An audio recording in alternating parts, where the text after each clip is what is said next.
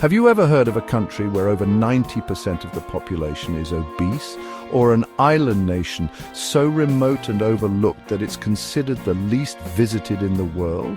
Welcome to Nauru, a place like no other. In the next few hours, we're diving deep into the untold story of this fascinating island, its struggles, and the glimmers of hope that could change its future. Stick around, because what you're about to learn might just blow your mind.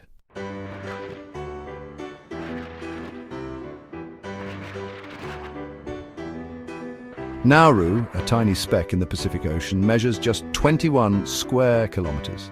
Despite its small size, this island has a huge story to tell.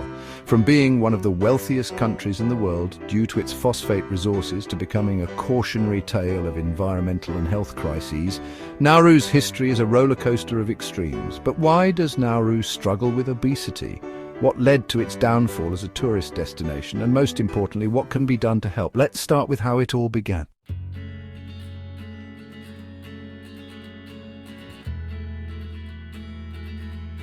In the early 20th century, Nauru was discovered to have massive deposits of phosphate, a mineral essential for agriculture.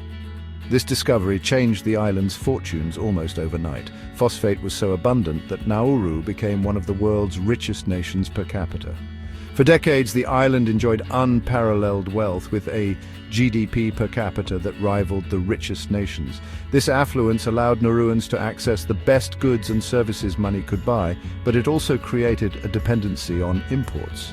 The people of Nauru lived lavishly, importing luxury goods and enjoying a high standard of living without much thought about sustainability. It was a time of excess and celebration, but it came with significant blind spots. Phosphate mining shaped every aspect of life in Nauru. Schools, healthcare, and infrastructure were funded by the booming economy. The government provided free education and healthcare to its citizens. However, this period of prosperity led to complacency. The government and people didn't diversify their economy, relying solely on phosphate exports. As phosphate demand grew globally, mining intensified with little regard for the environmental impact. Individual stories, such as families building mansions or purchasing expensive cars, highlight the lifestyle changes brought by sudden wealth. This wealth, however, created a bubble that would soon burst.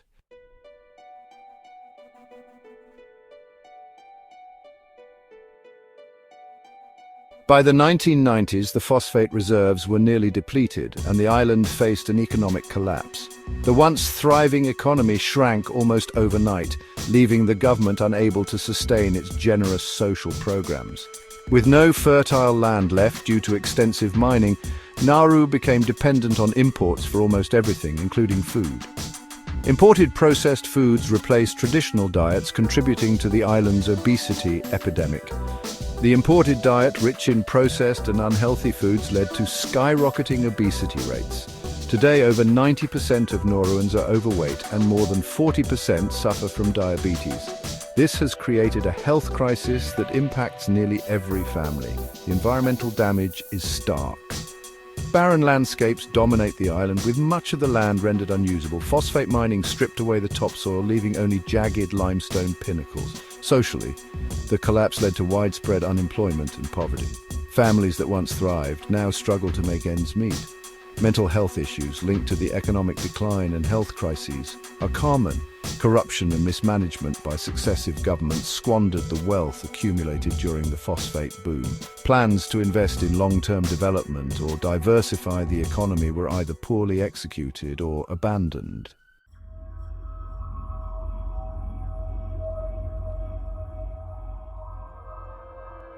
Despite its unique history and location, Nauru receives less than 200 tourists a year. This is a stark contrast to neighboring Pacific islands, which attract thousands of visitors annually. Challenges include the lack of infrastructure, limited flights, and the island's environmental scars from decades of mining. Additionally, the lack of promotion and awareness about Nauru's offerings has kept tourists away. Compare this to other Pacific islands like Fiji or Tahiti, which thrive on tourism. Why is Nauru being left behind? Explore potential tourism opportunities. The remnants of phosphate mining could serve as a stark reminder of industrial exploitation, attracting visitors interested in environmental and historical tourism. The untouched beauty of the surrounding ocean offers potential for diving and fishing tourism. Hypothetical interviews with potential tourists or travel experts could highlight what changes Nauru needs to attract visitors. Regional cooperation, such as partnerships with neighboring islands to create multi-island travel packages, could improve accessibility and visibility for Nauru.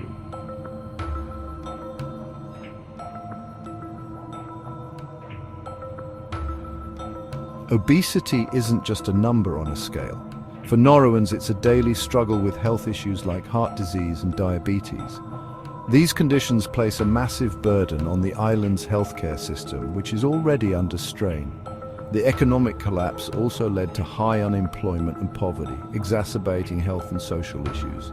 Many Nauruans live in precarious conditions, reliant on aid from abroad. The environmental degradation has left the island with limited fresh water and arable land, making self-sufficiency nearly impossible. Desalination plants provide water, but they are costly to operate. Detail individual health struggles, including stories from local families coping with diabetes or heart disease.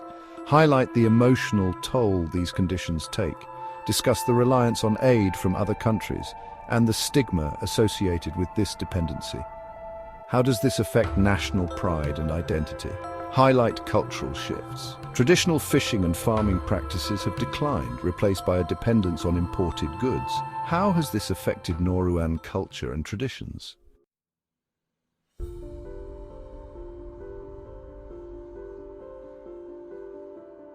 Recent initiatives are aiming to revive Nauru. From efforts to rehabilitate the mined-out land to programs promoting healthy living, there's a sense of resilience among the people. Grassroots movements, often led by younger Nauruans, are sparking change. Could sustainable tourism be the key?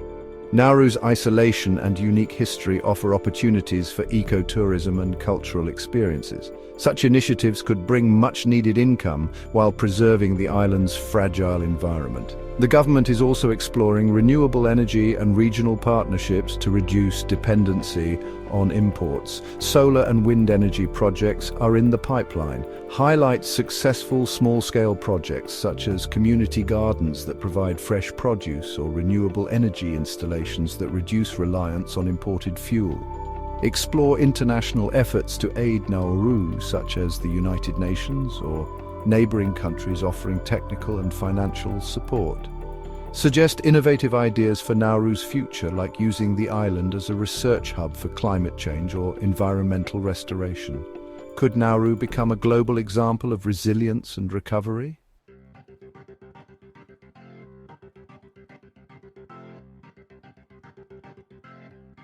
If you've found Nauru's story as compelling as we do, here's how you can help. Share this video to spread awareness about the island's challenges and potential.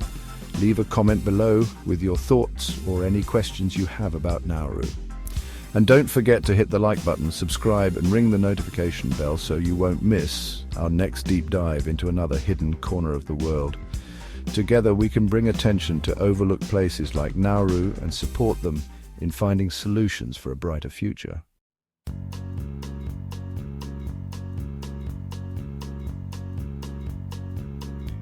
Thank you for staying with us for this exploration of Nauru.